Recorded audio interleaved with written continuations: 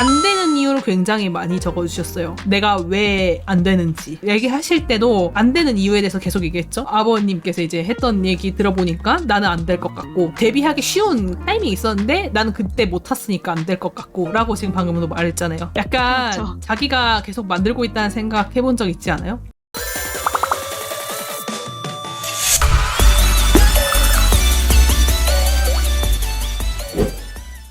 양선님께서 보내주셨고요. 반에서 한때는 미소녀 일러스트를 그리고 싶어서 프로 지망을 했었는데 지금은 결국 취미로 그리고 있습니다. 어찌어찌 프로가 되더라도 제가 장기적으로 시장에서 살아남기 힘들 것 같다는 생각이 들어서 펜을 놓기로 했습니다. 아마추어 취미다 보니까 절대적으로 공부하는 시간이 부족을 했습니다. 그림은 어렸을 때부터 좋아했고 한평생 그림을 좋아했는데 이제는 뭐 여기서 제자리 걸음만 해도 뭐 다행이겠구나, 어차피 더 나아가지 못하겠구나 생각이 들고 그럴 때마다 이제 기분이 이상해집니다. 그냥 이럴 바에는 뭐 욕심을 다 버리는 게 맞는 걸 알면서도 그런 생각이 들어요. 그렇다고 뭐 프로를 하고 싶은 건 아니고요. 어차피 내가 추구하는 느낌의 상위 호환 작가님들이 이미 있는데 그리는 가치가 있을까? 차라리 그 시간에 가족과 시간을 보내는 것이 나을지도 모르겠다. 눈과 허리 건강을 지키는데도 그게 더 도움이 되겠다 하는 생각도 들고요. 이게 사실 첫 번째가 아니에요. 그때 이제 처음에 글을 올리셨을 때 어떤 내용으로 올리셨었냐면은 이제 저 그림 접기로 했고요. 이제 여기서 한 번만 그림 보여주고 끝내려고 합니다 하면서 지금 보여주신 요 그림들, 아 이제 후련하네요 라는 원래 그렇게 적혀있는 글이었어요.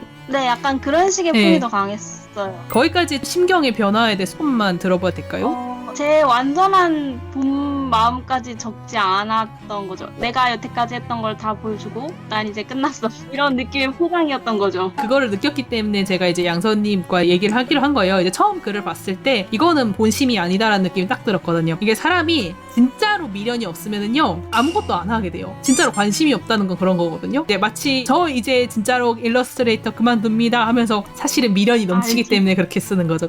완전히 0이었으면 사실 그림 방송을 보지 않았을 거라고 그러니까요. 생각해요. 예, 맞아요. 매주 일요일 6시 생방송. 제가 그림을 그만둔 이유는 아빠가 자영업을 하셔서 장단점을 잘 들어봤어요. 그걸 내가 생활하면서 감당할 수 있는가에 대해서 생각했을 때 아니라고 생각을 했고요. TCG가 한창 유행을 했을 때가 있었잖아요. 아, 그쵸. 그때가 데뷔하기 가장 쉬운 시점이었다고 생각을 하거든요. 마지막으로 그린 그림인데 그때 이미 TCG는 흐름이 끝났고 소설 로판이랑 막 표지 일러스트 계열들이 올라오기 시작하는 걸 보면서 네. 내가 데뷔를 하려면 스타일을 한번 엎어야겠구나라는 생각을 했어요. 그러면 시장 조사를 다시 해야 되고 그림도 다시 재정립을 해야 되고 내가 여태까지 연습했던 문법을 다 버려야 하는데 다시 1년이 걸릴 것 같은 생각이 드는 거예요. 봤을 때 느낌 보면은 안 되는 이유를 굉장히 많이 적어주셨어요. 내가 왜 안 되는지 얘기하실 때도 안 되는 이유에 대해서 계속 얘기했죠. 아버님께서 이제 했던 얘기 들어보니까 나는 안 될 것 같고, 데뷔하기 쉬운 타이밍이 있었는데 나는 그때 못 탔으니까 안 될 것 같고 라고 지금 방금도 말했잖아요. 약간 그렇죠. 자기가 계속 만들고 있다는 생각 해본 적 있지 않아요? 덧붙이는 느낌은 계속 들지요. 제가 프로 준비할 때 공부가 안 됐다고 생각했던 거는 다른 영상에서 박가도님이 이론 공부를 위주로 너무 많이 했다. 그래서 저는 제 당시 그때 문제점이 창작의 양이 너무 부족하다고 생각을 했어요. 제가 만약에 전공을 했거나 아니면 그림을 더 일찍 시작했다면 그때 그 양을 채웠을 거라고 생각을 했는데 제가 실수를 하기 너무 두려워해서 양이 쌓이는데 시간이 더 오래 걸릴 것 같았어요.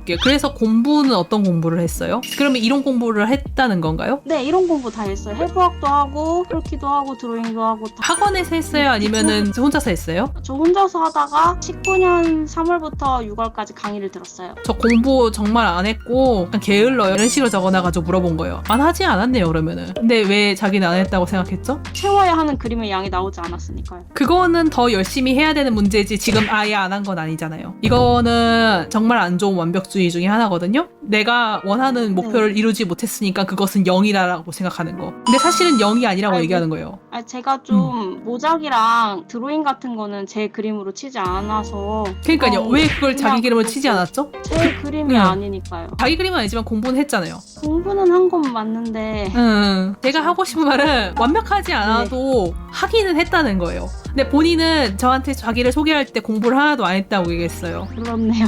생각해보니까 좀 그렇죠. 본인이 불안 증세가 있는 게 이런 건 이제 10중 8구 본인이 불안을 키우는 버릇이 있는 거예요. 그걸 더 3배, 4배씩 부풀리는 성질을 가진 분들이 란 불안 장애가 심해진단 말이에요. 딱 내가 공부는 했지만 원하는 만큼 안 나왔으니까 이건 한 게 아니다. 내가 모작을 했지만은 뭐 이런 거는 어차피 내 그림도 아니니까 이런 거는 시간 낭비한 거에 마찬가지다. 잘 생각해보면은 정말로 아무것도 안 하지 않았어요. 그렇지 않아요?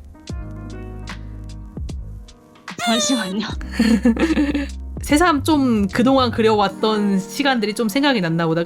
네. 그때 참 열심히 했던 것 같아요. 그래도 다 혼자서 학원도 찾아보고 공부하고 모작도 하고 나름대로 스트레스 받으면서도 그 다음날 어떻게든 좀 그리려고 노력은 해보고 이제 스트레스가 받으면 그림이 잘 안 그려지긴 해요. 울컥한 느낌이 계속 올라오면 그림 그리기가 힘들거든요. 근데 이제 그럼에도 불구하고 본인이 펜을 쥐고 있었던 때가 있었던 거죠. 근데 자기가 그거를 무의식적으로 쓸모없는 거였다고 얘기하니까 더 불안해지는 거예요. 정말로 내가 거기서 얻어간 게 아무것도 없는 게 아닌데.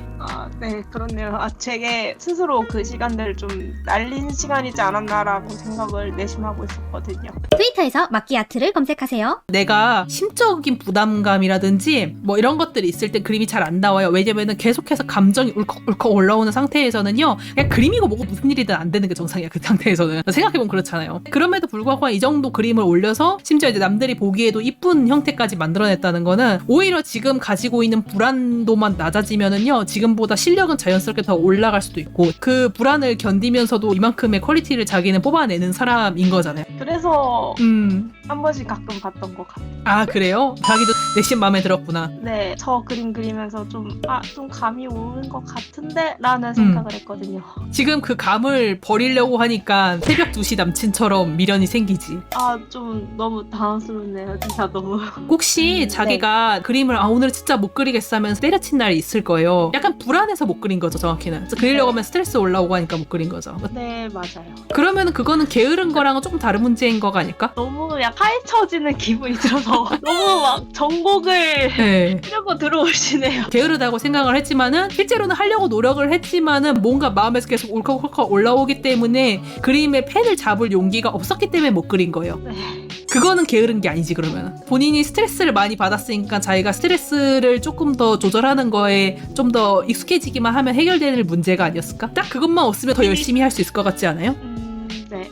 매주 일요일 6시 생방송. 자영업에 대한 어려움에 대해서도 얘기했지만은 그거는 그때 되면은 다 어떻게든 돼요. 솔직히 이 세상 일이라는 게 닥치고 나면은 은근히 사게 돼. 학교라는 것도 지금 생각해보면 어떻게 매일 아침 7시마다 일어나가지고 거기를 개근을 했는지 참 대단해. 근데 그건 됐단 말이야. 내가 의지력이 뭐 뛰어나서가 아니고. 자영업자에 대한 부분도요. 뭐 세금 처리나 뭐 이런 것도 그렇고 때가 되면은요 하게 돼요. 업무에 관련한 내용들 같은 경우에는 이제 저도 그렇고 뭐 하루 아침에 바로 다다닥 말해가지고 와 유레카 하면서 나 이제부터는 회사 운영할 수 있어 이런 식으로 되는 게 아니고 이거 이렇게 하는 건가? 이거 한번 뭐 알겠어. 이렇게 하는 건가? 이거 한번 뭐 알겠어. 이렇게 하면서 이제 하다 보니까 되는 거란 말이에요.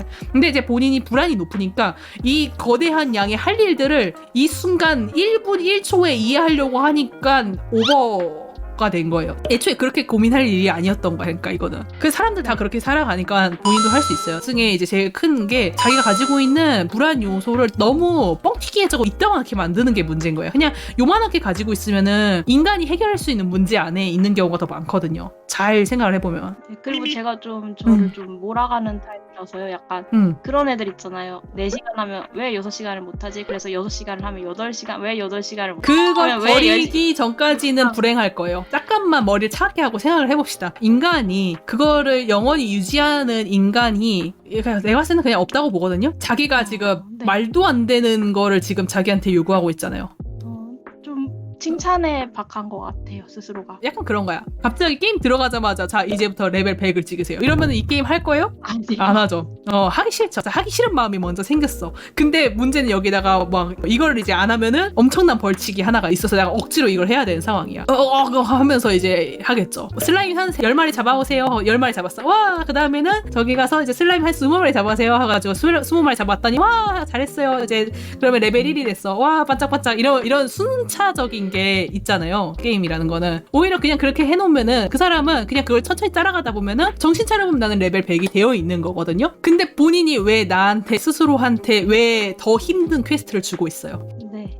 천천히 올라가요. 천천히 올라가도 괜찮아요. 원래 그게 그리고 더 빠른 거예요. 내가 할 수 있는 속도로. 원래 하고 싶은 마음은 있으니까 괜찮아요. 본인이 하고 싶은 마음은 있으니까 부담만 덜어지면은 계속해서 올라갈 수 있는 스타일이에요. 그러니까 용기를 좀 가졌으면 좋겠네요.